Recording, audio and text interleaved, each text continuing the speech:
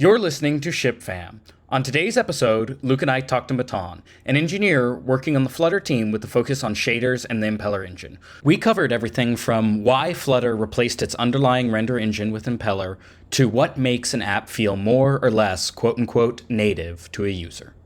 Matan spoke to us today in a personal capacity, and none of the opinions he expressed to us on the show are official or unofficial positions of Google or the Flutter team. As always, review us and subscribe to us wherever you get your podcasts. I'm really stoked to have you on the podcast, and I have two quick questions to get us started. The first one is, who are you and why are you here? Yeah, great. So my name is Matan. I work on the Flutter team, on the Flutter engine, graphics, Impeller team. We have a lot of names. Luke, I've been following you since you worked at Tonal. You used to work with one of my close friends. Dylan Herder was in finance, probably very far from you. But I didn't know that. That's cool. Yeah. So he recognized your beard. I think that was the case. And so that's been awesome, being like Twitter, X mutuals, or whatever the word is this week.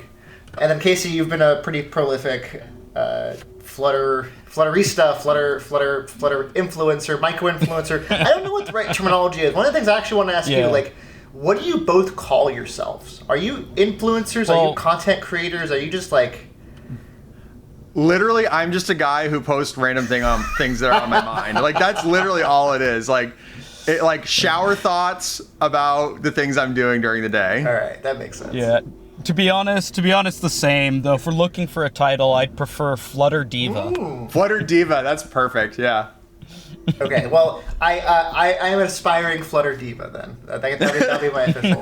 Nice. I'll be honest with you. Of all the folks from Google who are active on Twitter, I find you to be the most, let's use the phrase, palatable. Is that fair enough?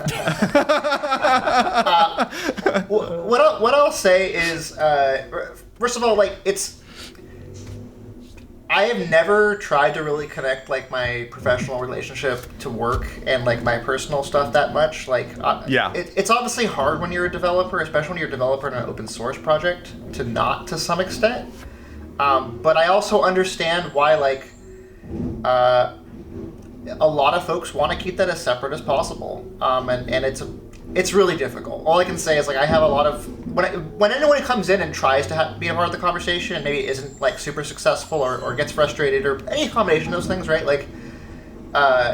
They're trying. A lot of folks aren't even. So I give them credit anyway. Yeah. Yes. No, that makes a lot of sense. What I will say is that I feel like the interactions I've had with you on Twitter have been very real, and I feel like there have been times where, I've thought out loud, why is something this way, or doesn't it feel like this should be a little different? And there will be a lot of responses from a lot of people, and oftentimes you're the one who comes around who's like, you know what, that thing probably should be a little different. But then obviously sometimes it's not because of reasons, right? I was, if you all folks remember around that point, I was the TL of Angular Dart. So I worked on a project that made no sense. Not because bad intentions, right? No, great intentions. Great intentions. Just lots of different directions, inside, outside. So my code sucks. The code I wrote literally sucks. I wrote bad code because that's the best I knew at the time. I ran out of time to make it better. One of the things I'm really excited about that we're doing right now with the whole Impeller project, which I'm sure we'll talk about, is we are finally getting a chance to make something drastically better, not overnight, right? And definitely not as much as it's a flag that you flip from 0 to 1. It doesn't quite work like that at the end of the day. But it's very rare to get that kind of opportunity. That's all I mean. Yeah. Yeah. No. Maybe that's a good place to start. Casey and I were talking about this, and I think the way we phrase the question is, could you explain the Impeller migration to us like we are idiots, basically? Because we are, by the way. Yeah. Okay. On this particular topic, we're definitely idiots. Okay, so just I am not a graphics programmer. Yeah. Up until a year ago, I don't think I have written any C++ ever. I there's asterisks on that because maybe I did, but not a serious amount. So I've learned all these things myself in the last year, so I'm going to try to answer, and then my actual team tomorrow is going to hear this and tell me what I said wrong, but I'll get it 90%. Okay, so you all know what Skia is. Your listeners know what Skia is. Yeah, we can assume. Skia is the oldest 2D graphics library that has very, very wide use. Like, Chrome uses it, Android uses it, a bunch of other frameworks and applications use it. There's a key word there. Oldest. That's not a bad thing. There's some things that are really... HTTP is really old, and no one's saying, like, let's get rid of... I mean, they kind of are, but, like, no one's saying, let's completely get rid of HTTP, right? So, like, you have to innovate and do things on top of it, but, like, what do you do when it's very intrinsically tied into very big, slow-moving products, right? Like, we're talking Chrome, Android, but not just those two, lots of others, right? And it's built with certain assumptions.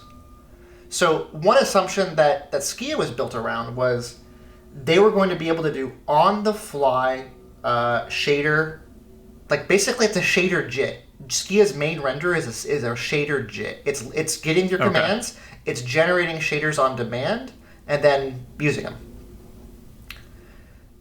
You've all used Dart before. You've used like JIT versus AOT languages. It's a trade-off, right? Like so JITs are really good at some things and not so good at other things. And what we found with using Flutter is like the kind of UIs that folks create. And Casey, you have a lot of like the dribble IO, but Luke, you also too. These really, really dynamic UIs would cause Skia to continuously try to create new shaders and like not optimum times, like scrolling, not really want my shader to be created, right? And there was a lot of work to try to work around this. So there was an older project called like the shader precompiler, like the shader jank, like offline mode. Like, I don't remember the name because there was a couple different variations, right? And they worked to some extent for some people. They were not easy to use because you had to instrument your app to like run in a way that these shaders would be generated. And they were still not great. They were okay.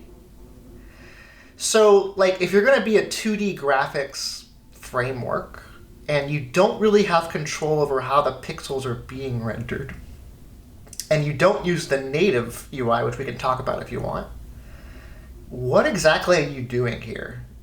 Right? So Impeller, the whole idea of the project was like, can we keep the same Flutter level fidelity and API? Like, you notice Dart : UI is not changing, right? Dart : UI is not changing as part of it. Can we keep the same API, but can we kind of more directly draw the pixels? So we use Metal on iOS and macOS. We are starting to use Vulkan on Android. There's an experimental OpenGL renderer that would have like wider thing. The web team was messing around with like, what if we use Wasm and WebGL?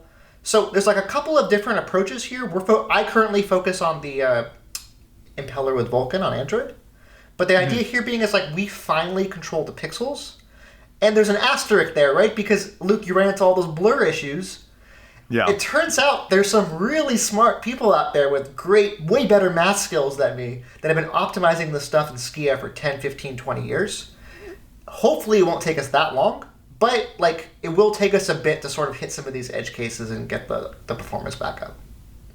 So it sounds like you guys are trying to like vertically integrate the tool chain. Is that kind of like the short version? Yeah, I mean the iOS version was a little bit easier because you're targeting Metal, which is a higher level language. It's a smaller amount of devices, right? iOS devices have super strong CPUs, so like you can kind of wink and cover up some of your C++ mistakes also, right? Android's a little tougher. Android's a little tougher. Yeah, to step back a little too, can you just like walk us through the forensics of, say, some shader jank on Skia in iOS? What exactly is happening all the way down to the shader level that's causing that? This would be a great interview question that I would fail. No, but I'll give you the basics version, and I'm sure like if folks want to listen to your podcast have like more questions, we can link. There's some facts on the website with some other stuff. But cool. Okay, so like you're drawing a couple of gradients, you're drawing some blurs, you're drawing some rectangles, whatever you're drawing, right? The first time that has to run through a shader is needed to run that on the GPU and draw it. Skia has this system called Ganesh. Ganesh is the GPU kind of part of the we have Flutter GPU. There's like Ganesh, right? And it gets these commands and it generates a Skia intermediate shader, which then of course is compiled for the specific platform it's on. So you're on iOS, it's compiled in whatever the right output is there. It's compiled. So literally something runs through that intermediate language, creates the target language, and then has to give it to the GPU to also compile, by the way, because the GPU, it's like basically a C program. It has to get linked, it has to get run. That might not take a ton of time, but if it even takes like frames and you're in the middle of a scrolling interaction, you're scrolling through your list on iOS, like it's gonna suck, right? You're gonna have this like otherwise really smooth experience because now in the background the GPU is literally blocked. It cannot render the thing you want to draw because it hasn't compiled the essentially C code necessary to draw that. And it might only take milliseconds, but it's had a bad time. Yeah. So we're imagining here, say we're scrolling through a list, and then a card appears at the bottom of the screen, and that card had a gradient effect that hadn't been used in the app yet. So this is the first time we're using that gradient effect on this session of the app, and that's what's going to jank us. Essentially, yeah. Gotcha. I have a quick question. Why is this blocking at all, right? So like why can't this just be figured out on like, I'm going to make something up, like a different thread and then kind of fed back in? I mean, there were obviously like, you know, threads only usually cause problems, not fix them in my experience. But yeah, of course, like you could imagine it working different ways. The reality is like Skia was written to be used a certain way. Because that's how it's being used. You know, you've probably seen the meme like, why does my spacebar keep heating up the application or the XKCD comic? It's kind of one of those things. Like it was built to be used in a certain way. Flutter was sort of not using it in the way that it was like best set up to work because of this workflow. It obviously worked really well for a really long time. And like if you're running an Android device, you're still using Skia. It's great for the most part, right?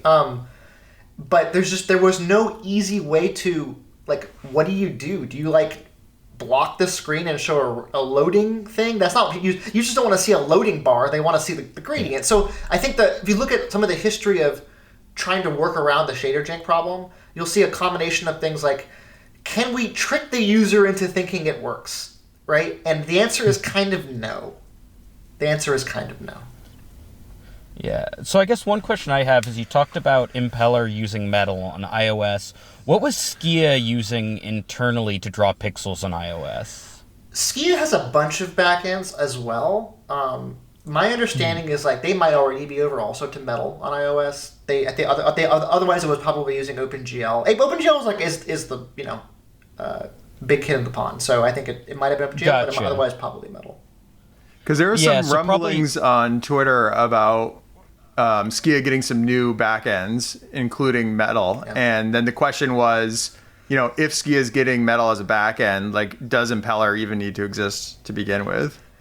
I mean, if the only problem was that we don't want to use OpenGL, then I would say let's decommission the project. But like that was never the original. The original goal was like, we actually literally did talk about like, should we just focus on OpenGL and not worry about like Vulkan or newer things because it's just been around longer. It's easier to code against because it's a little bit higher level.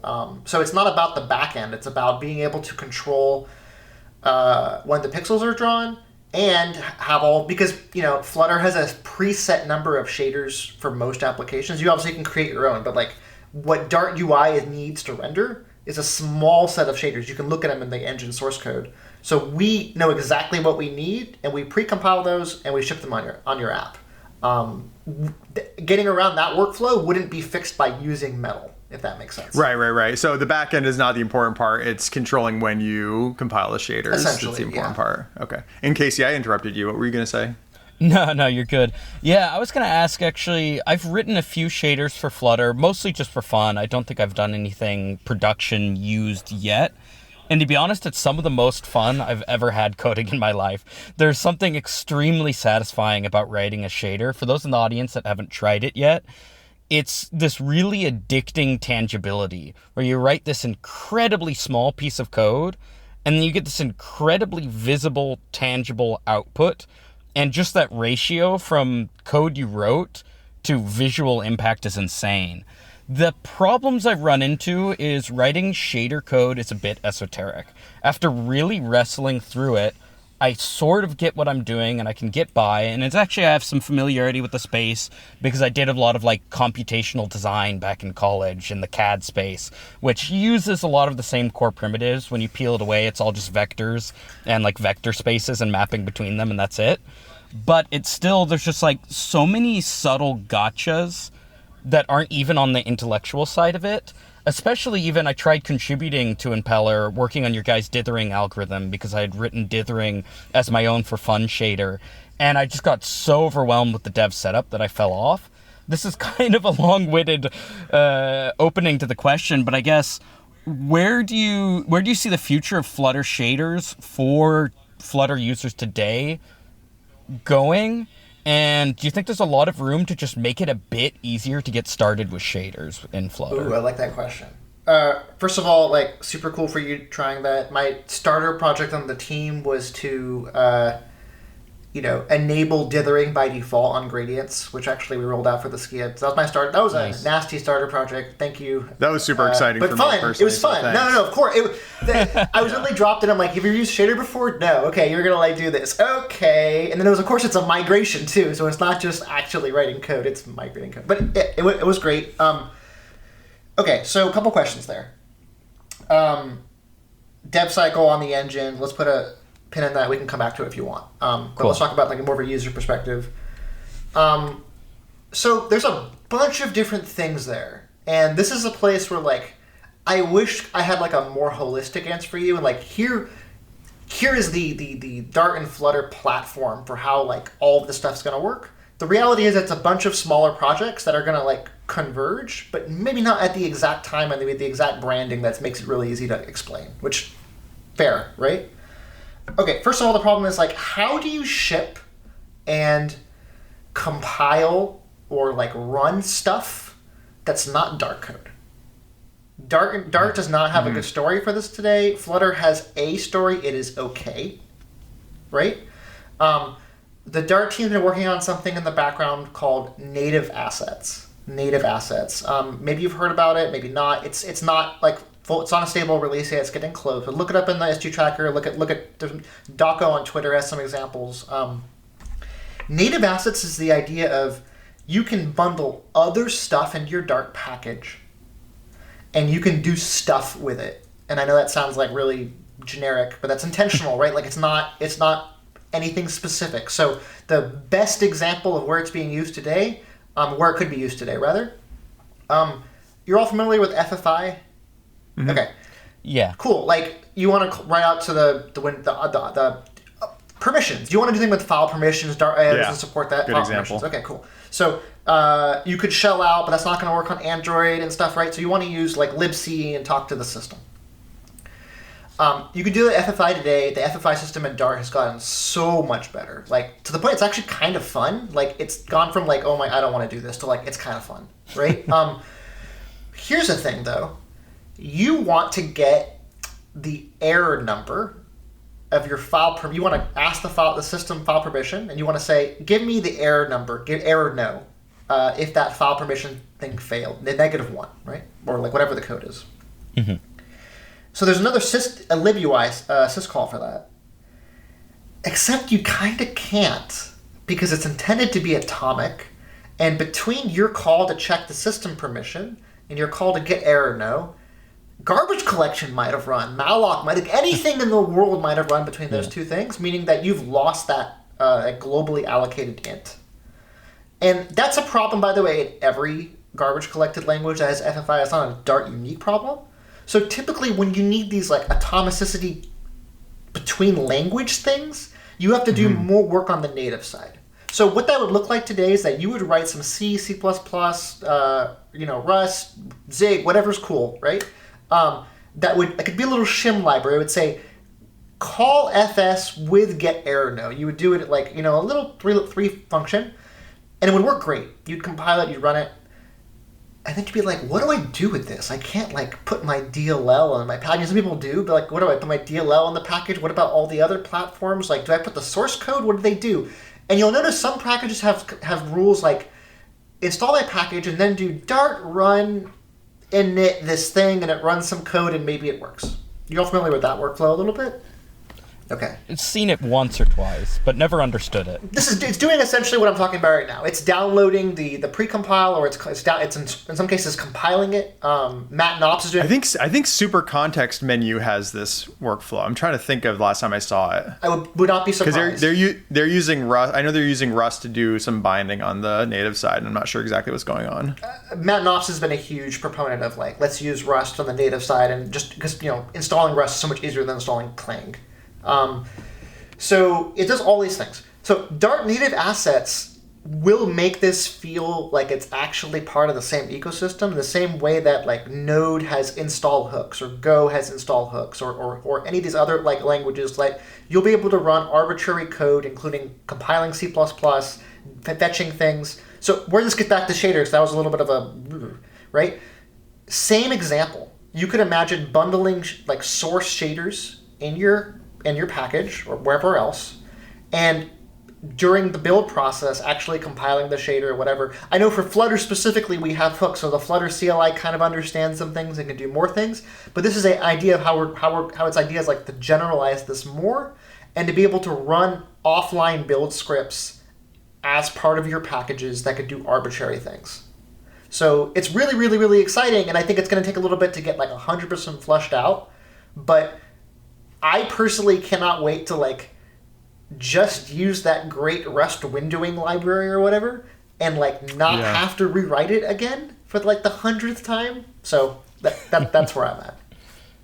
Yeah. I guess to give some specifics on the points I've hit and had trouble with shaders is there's a lot of stuff I don't understand that breaks with arcane messages. The one I ran into most recently, which was brutal, was that I had a bunch of inputs to my shader, and I wasn't actually using those inputs because I was just in a debug state. And this was actually changed behavior because I wrote this 3 months ago and it was fine, and then I reran it and it was not fine.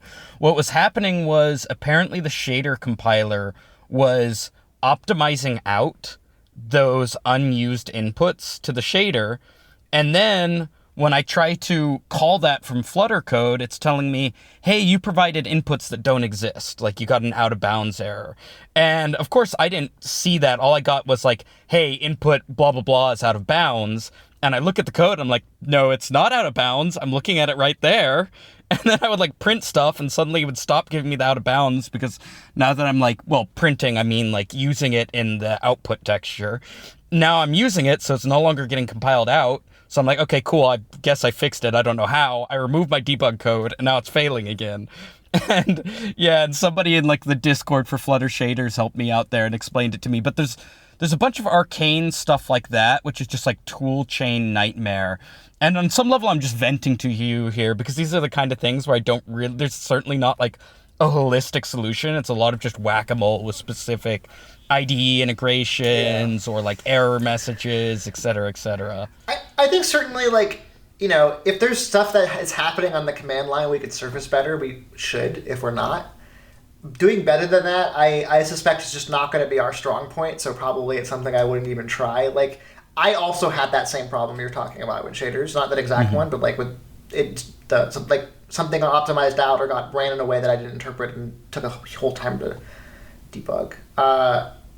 But thanks for trying, I guess. I think that's all I can say. Yeah. And related, this is a bit of a different angle, but I haven't touched 3D shaders yet at all with Flutter, but I really want to, and I don't really know where to get started. Do you have a super, okay, this person has no idea what he's talking about, intro to the state of 3D shaders in Flutter today? And if somebody could get started, what might be the baby steps? I don't is the short answer. One of my colleagues on Twitter, Brandon, that works on that stuff, probably be able to answer this question and give you so much information that you'd be overwhelmed that we run out of bandwidth here. But I don't. All I can say is that project is a little bit more in a earlier state than what we're talking about. Also, 2D shaders have been used for a super long time, right? So I don't quite know. Remind me later on Twitter, and I can link you if I find something good. But I don't offhand know. Cool, and I'll also link out to Brandon's Twitter in the show notes, because I've seen a lot of his tweets, and he's doing some really, really cool stuff. Stuff I don't understand, so that's the good part. Yeah, I guess to give you some context, one of the things I really want to do with 3D Flutter shaders is, I don't know if you're familiar with Rotato, but to share it with you in the audience, it creates these really, really sexy 3D renders of a phone in a virtual environment with your app UI pasted inside of it. And that's really cool, but I have to buy a Rotato license. And even worse, now anytime I want to update my screenshots, I now have to include Rotato in that pipeline because I need its 3D rendering. So my crazy holy grail for screenshots is I can run a Flutter integration test, and it will run my Flutter instance in a 3D rendered phone, in a 3D rendered environment with luminosity and everything, light glare on the glass, etc., etc. I basically have Blender recreated in Flutter with a Flutter instance of my app in the Blender instance, essentially. And then I can just generate as sexy as I want screenshots with nothing but a Flutter integration if you test. want a free startup idea, like throw that thing on CI and charge by the minute, and like I'm sure people will pay. That sounds pretty cool. Yeah, I mean, I'm going to get stuck on a rant, so I'll try and cut myself off here. My complaint with the screenshot space is there's a million indie projects trying to tackle it. I think the core problem is the correct solution is hard to monetize. In my mind, the correct solution is literally just an integration test with a bunch of plugins built into it for whatever framework you're using. And that's kind of hard to charge because then you can just run it locally. And you don't have that much of a motivation for CI. So you see all these solutions that are jumping through hoops to force you to pay for a SaaS subscription. I do miss the day where I could like buy a license or something for like $50 or even $500 if it's a good piece of software. I miss it for sure. I've actually been thinking about that a lot. Credit. That one thing you're just mentioning is who is it? The guy is it DHH from what's the name of this company? He does Basecamp and all that stuff. Is it 51 Signals? Do you guys know what I'm talking about? There's some number of signals, Yeah, anyway, Yeah. So he has started releasing, I think he recently released a Slack alternative, and it's a pay once, you host it yourself piece of software. And I'm super interested in that, and I've been trying to brainstorm some possible things that I can do in that space. Yeah, and to give Rotato credit, the product I mentioned earlier, that actually is, believe it or not, buy once, use it locally. That's awesome. So it's way better than a website that tries to trick me into a SaaS subscription that I'll forget I have and waste a bunch of money on. But it's like, I really just want this integrated into my framework runtime environment and my integration tests. But I'll drop it because I could rant on this for the whole episode, and I think we'd bore the audience. There could be a after night edition only about integration tests for sure. There you go. After we're a few drinks in, too. Yeah. Have you seen any really, really applications in production for Flutter shaders yet? Really cool applications for Flutter shaders? I mean, I've definitely seen really cool experiments. Obviously, there's like, one of the really exciting things about being in the Flutter space right now is there's actually a lot of really big companies that are like now kind of going public with so I can actually talk about it because they've talked about it, right? Nice. With Flutter, so like there's been a bunch. There's obviously a bunch more that are kind of more in the development phase. Some of these are places that are typically have like studios, graphic studios and stuff. So I could totally imagine them doing more graphically intense things, doing more rendering, doing more shaders, like taking advantage of like maybe 3D modeling in the future. So like I haven't seen anything particular I can link off to, but like yes, I guess. Cool. I have a related one too on Flutter customers. I'm job hunting right now, and I'm naively holding out for the perfect position. So that's exciting company, small, uses Flutter and a couple other things. And one thing I've noticed a lot, I even like got to pretty late stages for founding engineer with somebody. And then last they're like, okay, we're doing React Native. And I'm like, okay, I'm not really equipped to be your founding engineer then. And the thing he was concerned about, and I've seen a lot of concern from founders considering Flutter, is it doesn't quote unquote feel native. Ooh, I love this topic. Compared to React Native or like literally iOS native apps. And I don't entirely know how to evaluate that because unfortunately I'm an Android loser. So I don't even know what native enough feels like on iOS.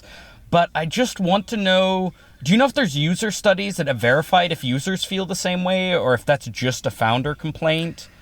And then do you have an understanding of like where those gaps are and how addressable they might be with, say, improvements to Impeller or better built-in widgets in Flutter, etc.? I will try to answer this question. It's actually nothing I can't answer. It's just more, now we're getting into like, it's just my damn opinion, man, right? Like, and I know Luke has some pretty awesome opinions here too, so I want to hear them.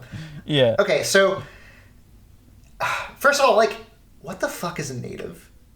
Right? That's a whole question. Conversation in itself. What is native, right? Is native like the code that runs on the CPU? Is native like really reusing the platform and only using the platforms? Like, don't even use anything else because, like, you know, Jetpack, for example, uses Skia in some parts. Does that mean it's not native because it's not using UI view? Of course not. No one would say that, right? Like, I think it's native to the consumer. So the person who's using the app, they need to feel like it, you know, works like they expect for the operating system that they've been using for multiple years. Yeah, it's the Turing test. It's native if it feels native to the user. It's native if some schmuck on Twitter says it's native. Listen, exactly. I don't know. I have a MacBook for my primary like work computer. I have a Windows machine that I game on. I have a Steam Deck. I have an Android device. We have a couple of iPads because they're just awesome tablets, right? I could not tell you what is native on any of those devices. Like, certainly there's apps that feel bad and don't work good. And they don't typically have any connection to like how the UI looks. It's usually like some other thing, right? So, like, I understand what people are going to because, like, there was this whole moment on the web, and I'm so glad, like, I'm on mobile development now and not web development because that's a whole other thing, right? Like, but, like, the whole moment on the web where, like, it was, remember the whole use the platform? Like, everyone was just screaming, use the platform. You cannot, if you run as even 1 kilobyte of JavaScript, like, you've committed a cardinal sin, and you need to write everything needs to be in pure HTML and CSS. I don't want to see it, like, whatever. And I know we're kind of getting back there for other reasons, like, you know, SEO and size and stuff, but... And there's use the platform, use native.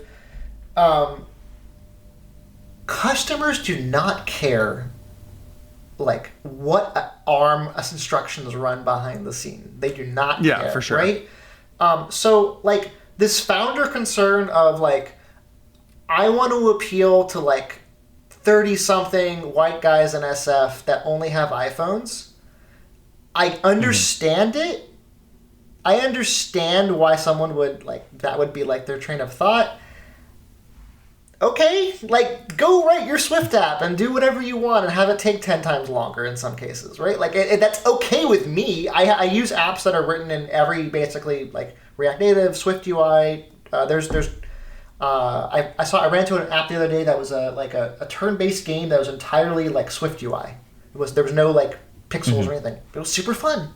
Super fun, right? So I guess, like I'm saying, is like if the whole appeal of your startup or your business is like it feels like the calculator app on iOS exactly as is, use whatever is best set up for that. I can't say for sure. The team is excited about working on some of the iOS fidelity issues. Like there's no. I think that's the big. There are known issues. So I'm just gonna get out front. There's known issues. There's known issues in terms of like.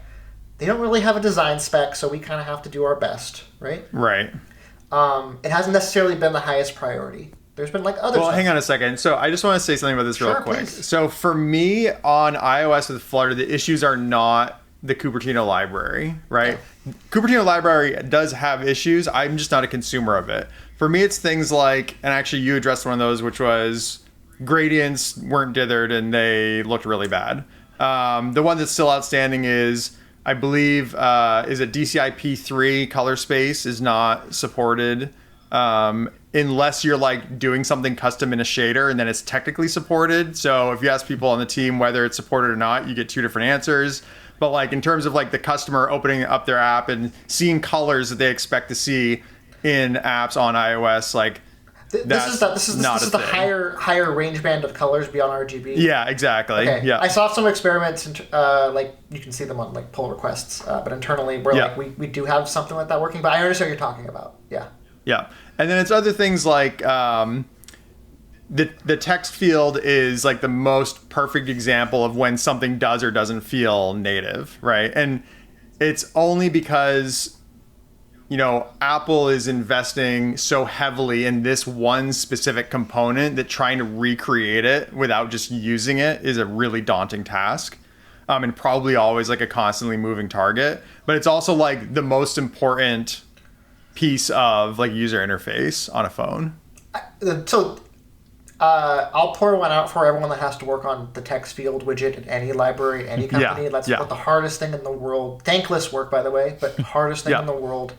I think there's been a couple of different thoughts here, right? Like, one is there's nothing stopping Flutter from being more like Unity or React Native, where it defers more of the native UI to the native platform. There's no architectural reason not to do that. There would be downsides, right? There would be downsides. You could not style it exactly the way you want. In some cases, these platforms don't let you, right? It would potentially have jarring effects when like mixed with a lot of like Flutter drawn UI, but things like stacking and dithering and opacity and layers, all these things, right? So you would be, and by the way, React Native and Unity and stuff have these exact same problems. They have those exact same problems. So I agree. There's a trade-off bar that you slide. You say, I want the native look and feel, or I'm okay with that not feeling super good. Like, I was like, what's his name? Mr. Stark, I don't feel so good meter, right? Like, you can kind of slide it back. I don't know. Every app's going to be different on that spectrum, right? Every app I've built, because it's usually for a customer base of 3, does not care, right? I certainly understand if you're building you're building the next zeitgeist app for first 10,000 viewers or iOS folks, and like you probably want the Apple Pay integration with like the perfect, everything feels like just right. This is a place where I personally wish our like platform view integration story stuff was just a little bit better. I'm not saying like it's not good. I'm saying like I just want it to like feel and be easier to work with. Because there is a place where I would say like, well, maybe there's individual screens or parts of screens that we should just like not be trying super hard on getting right, and we should be deferring more to the native OS or giving you all the options actually is better. I actually think, to be honest with you, if the Flutter framework team, and I'm using team like royal we, right? We're gonna make the wrong decisions for your app because we're not building your app. So I actually don't really want us to pick. I would want us to like give you the options to pick what makes sense most for your app. And I know that sometimes that can come off as frustrating because you're like, well, the Flutter team doesn't care about how my text field app works. And it's really like, no, I just like, we don't know exactly what you want. And if we slide that meter too far in either direction, someone's going to be upset, right? Rightfully so. Yeah. Something Luke and I have talked about is the best feeling APIs are ones that have a same default that works and then really easy escape hatches. And it doesn't matter once you're in the escape hatch if you're in kind of a complicated world, because you had that same default that worked for 90% of users. But here in this case, I don't entirely know what that looks like, and part of that is this slider we're talking about in practice is just so complicated, because now you're dealing with bridging between the native components and the Flutter canvas renderer and all this different stuff, and it just gets really hard to come up with something that has an escape hatch that's at all viable.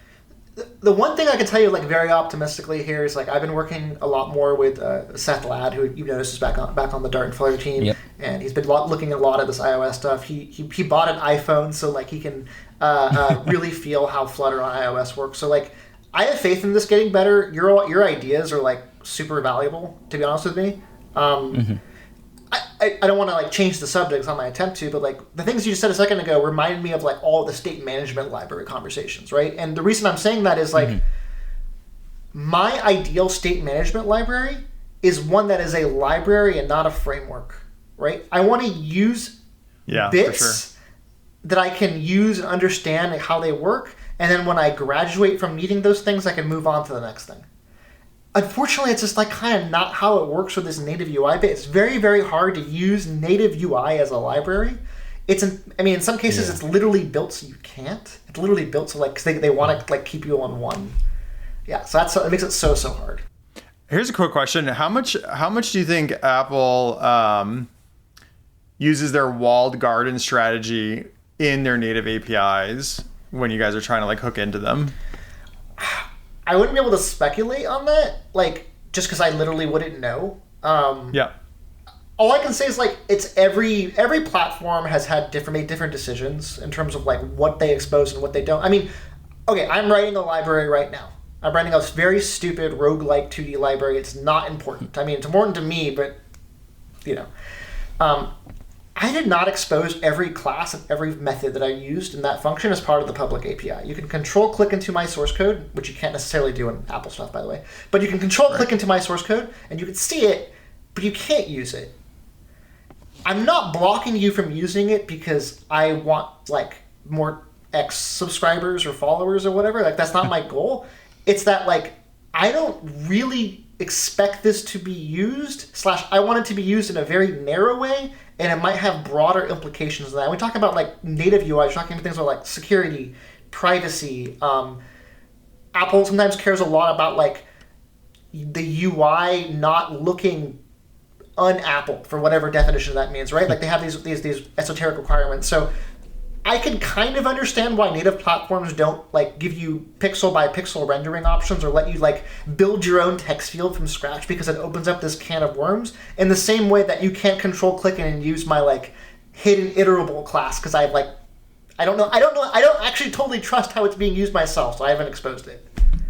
So I guess what I'm saying, that's what I answer that is like, there's probably both good and bad reasons not everything is available. But as developers, I'm sure you all are familiar with the first one, which is like, I don't know the security or privacy or other implications of making this public, so I won't. Got it. Yep. Yeah, to kind of wind back a little, you mentioned Unity earlier, and this is a bit of a segue, but one video I'll include in the show notes because I love it, and in general, I think app developers or even back-end engineers, just anybody in the non-game code space, needs to listen to game developers because there's just so much to learn from that space. There's a video I love. It's called Unity Good Enough for Bad Games. And the point is, like, Unity went through this horrible brand crisis where if you paid for the Unity license, then you didn't have to include the Unity logo in your startup. If you didn't pay for it, you had this big Unity logo in your splash screen. So inevitably, all the projects done by amateurs have a Unity logo on it and look bad because they're done by amateurs. All the projects that are done by professionals paid for a license and therefore don't mention that they were made in Unity. So of course the entire public sees all this, and this is combined with Unity at the time dramatically lowering the barrier to entry to building your first game. So you got flooded with all these amateur projects with the Unity logo in them. And then there were a few serious projects that looked really nice that didn't have a Unity logo in them, but were made with Unity. So the public sees this and says, wow, Unity must produce really bad games, because every time I see the Unity logo, it's a bad game. I sometimes feel like Flutter is similar, where the material library has become associated with bad apps. Because if you're an amateur building your first app, the path of least resistance is Flutter with the built-in material components. Because really, Flutter, I think, is the lowest barrier to entry framework on the market right now. It's quite good for a beginner just trying to break into front end. And then second, if you're using Flutter, you're not going to be doing custom styling for your first app. You're just going to use what Material gives you. And to be honest, I don't entirely love Material, but I don't hate it either. My impression is the main problem is Flutter and Material made it easy for a bunch of amateurs to publish apps that on other frameworks, they would have just never gotten to the publishing stage because it was too hard. And as a result, Material and Flutter look bad. I don't quite have a question or a direction to go with that, but that's just kind of... And I do also think this is maybe a little bit too much cope to be too nice to Flutter, because I think, as we talked earlier, there are some real underlying issues here. But I think that is definitely part of the effect, is Flutter lowered the barrier to entry so much that now a bunch of stuff that would never get published does get published and gets associated with Flutter, which in the end is good, because all those amateurs building a crappy Flutter Material UI app are then going to become professionals like 5 years from now, are going to be making some banger apps. Actually, I remember a specific instance about this happened about 2 or 3 years ago, where there was some conference. There was just like a general technology conference. It wasn't like a Flutter conference. And they had hired somebody to build their mobile app for this conference in Flutter. and the mobile app that they shipped was just, quite frankly, horrible. And of course, all the people who were attending this conference, they were like JavaScript engineers, like React engineers. And so they downloaded this app and they're like, oh my God, Flutter is horrible because this app that was written in Flutter is horrible. And it's like the first time that they had run into an app that was like very explicitly called out as being a Flutter app. Oh yeah, I mean, we should just increase the barrier of entry and write everything in C++ and SDL, and I'm sure the quality will go like way up, right? That's my main takeaway at the end of the podcast. We can just call it quits here. Yeah. Okay, I get what you're saying. We've obviously I've made jokes about that myself. I'll show you like some screenshots of my app, so maybe on Twitter later. Like they're fucking awful, right? Like, because I'm actually a little bit more UI focused than the average engineer, and like I still don't have quite the eye or patience to like sit there and fiddle with everything, right? Yeah.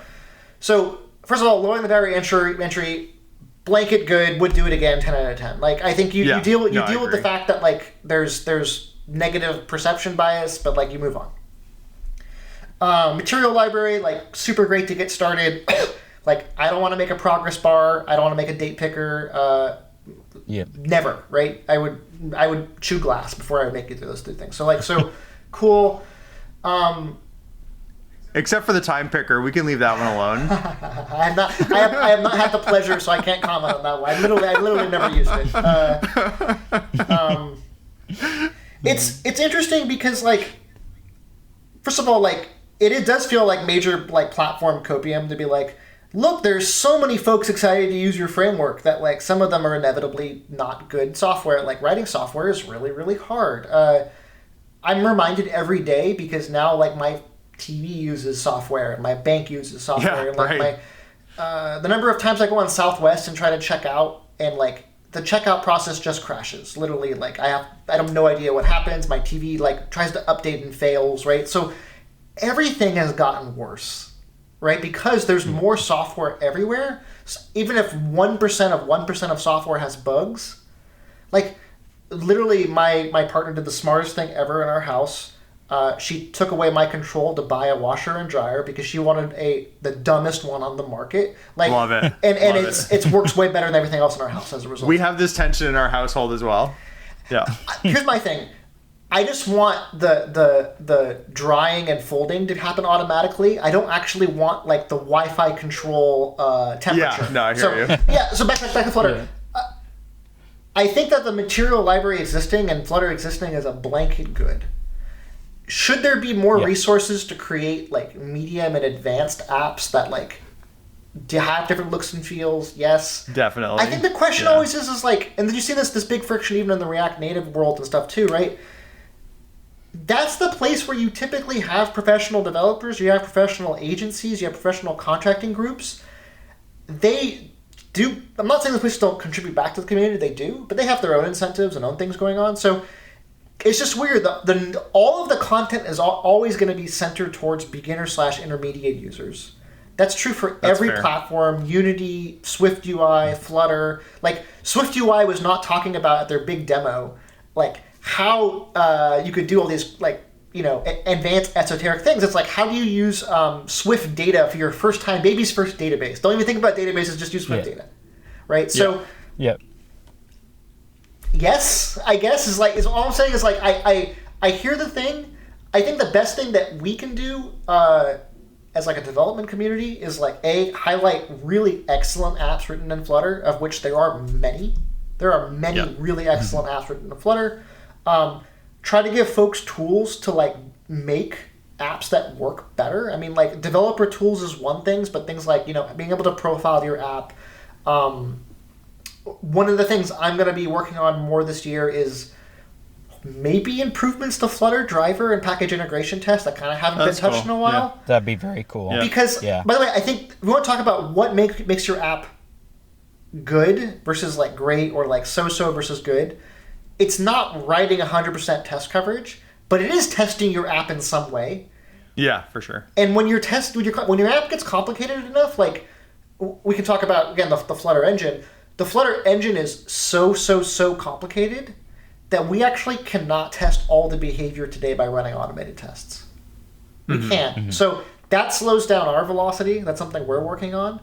But so do you guys have manual QA like on? There has been side? attempts at manual QA. Obviously, like we manually QA stuff when I like run a PR on my phone, right? But right. How do I manually QA that this Moto phone from 2014, when run in low battery mode, like, you know what I'm saying? Like, there's just the. Yeah. You would be surprised. I have worked with QA teams who are that good. When I worked at Tonal, we had a QA team who was that good. Slip me their details and you're the DMs. Yeah, like, I know, but seriously, they were unbelievable. They were completely unbelievable. That's just a really, really, really hard problem. I personally, like, I'm the kind of person that does try to write automated tests for like basically everything I work on, because even an automated test that like loads the app and asserts that it doesn't crash to me is more useful than having nothing. Mm-hmm. Yeah.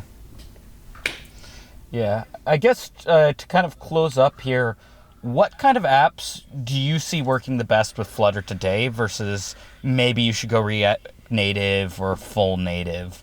What are the different user stories where Flutter is the best versus the worst? Well, that's a good question. This is going to be my opinion, obviously, right? But First of all, like, have you all played, what's it called, Balatro? The I don't know. Okay, so, like, make sure, like, you tell, like, your partner and family you're not going to see them for, like, 24 to 48 hours, and then, you know, download this game. It's like a, kind of like a roguelike poker game with really cute animations and sounds. It's like $10 on Steam and plays on a bunch of, I think it's, you know, it's actually Love. It's not Unity. Gotcha. Okay, so play that game for about a day or two, and then come back with your like sunken eyes and tell me how you liked it, right? But then next thing I want you to do is go search, because someone leaked parts of the Balatro source code because it's like a Lua, right? Mm-hmm. It's a huge if statement. It's like 14,000 line if statement or something like that, right? Yeah. This is the number one game on the Steam store, right? It had like 5 million downloads, amazingly fun, right? Do you think a single person cared how the switch statement worked? No.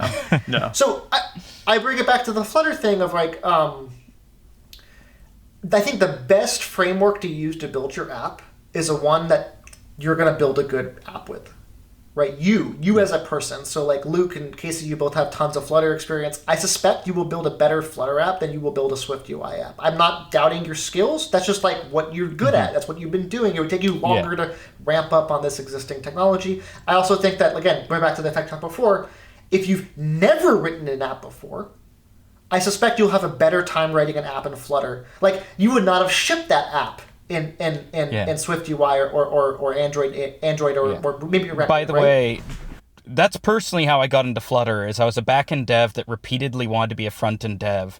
And every time I tried, whether it was native or a framework or whatever, over the course of the last literally 12 years, I bounced off it because the dev experience was bad. And then finally I tried Flutter, and I'm like, wait, this makes sense. Of course it's not perfect, but I'm not wrestling a bunch of weird decisions that just feel stupid to me as a brand new front-end dev that's never touched it before. Yeah. I will give a concrete answer because I'm not trying to walk around the, but I'm saying that my number one answer here is like what you as a developer is going to build the best app in is the most important thing to me. Yeah, that's super fair. And then going back to like, again, like if you have a huge JavaScript camp of folks working on your app. They're historically React developers. You want to use the native UI. Like all of these checkboxes are checked. Why would you not try React Native? It'd be like kind of silly not to, right? On the other hand, if you're building an iOS-only app that's going to be using iOS-exclusive features and probably nothing else, and you have 90 days till you show it to some VC that only has ever used native Apple UI, or he just gets mad and throws the phone out of the car, probably build it in Swift UI if that makes sense for you, right? But I just like. I've written probably at Google alone in Java, Kotlin, C++, Dart, JavaScript, TypeScript, Python, Go. Everything kind of is the same. It's the same, right? Like everything has its own problems. Like, oh my gosh, like Go finally added generics 15 years later. But like, And then when they did, a lot of people weren't happy about it. It's like it's just like how it works. So like. I want folks to build the best... And that's not a dig. No. That's just like, these things never land 100%, is all I'm saying. It took me for years to really get used to like Dart's new type system, which I think is like really cracking right now. Like Dart has gone to me from a like, oh, it's kind of a fun language to like probably my favorite general purpose language. It's missing a couple of things. It's definitely my favorite general purpose language for sure. Yeah. To be honest, I think it's held back by it's sort of like JavaScript branding that it started with, because it evolved so much from that. But I still hear, isn't that the JavaScript-like thing? When I pitch Dart to friends who haven't used it before. Just the other day, someone was like, oh, bro, Dart is still not first class in the browser. And I'm like, that is not even a thing that anybody cares about anymore. I mean, ironically, we've gone full circle with the whole WebAssembly thing, right? Like, maybe it is first class again. Ha-ha, gotcha! Yeah, right. Like, you know? Yeah. That's funny. Thank you so much for coming on. It's been an absolute pleasure. One thing that we usually ask people is if they have anyone they want to nominate to come on the podcast. So do you have anyone that you would nominate either from the community or somewhere else? Yeah, let me think here. And you also, I realize you've probably had a lot of iconic folks on. I can tell you who like I would like to hear from. Yeah. And then maybe that would give you a different take. That's perfect. This is partially because I owe a conversation to Matthias and them, but I would love to hear from the folks that work on Patrol. That's interesting. The reason for that is because, like I said, I think folks that work on automated testing are like the real heroes a lot of the times, and don't get to work on the flashy stuff. They don't show off their UIs. They don't get to write the shaders. They don't like get to like show the CTO that they got like Apple Pay working on the text field or whatever people care about, right? So I love hearing more from like the folks in the background, kind of making everything work. And one of the questions I'd have for Matthias is like, and the whole team, going back to your original question before, like, how do you sell and market something that is free, like Patrol? Like, you know, going the SaaS workflow, going like the pay for. The other thing people do a lot of times is like they say like, oh, hire my contracting place for X dollars per hour. We'll help you with the thing. But I would be love to hear like what's been successful to them and why, because at some point I'm not going to want to work at a big company, so I'm always like taking little notes on like what should I do. Monetize Open OSS is super interesting, and they seem like the perfect people to have that conversation with. So thank you for nominating them. Yeah, this was super fun, and it's a pleasure. Thank you. Awesome. Thanks, man. Thank you. Peace.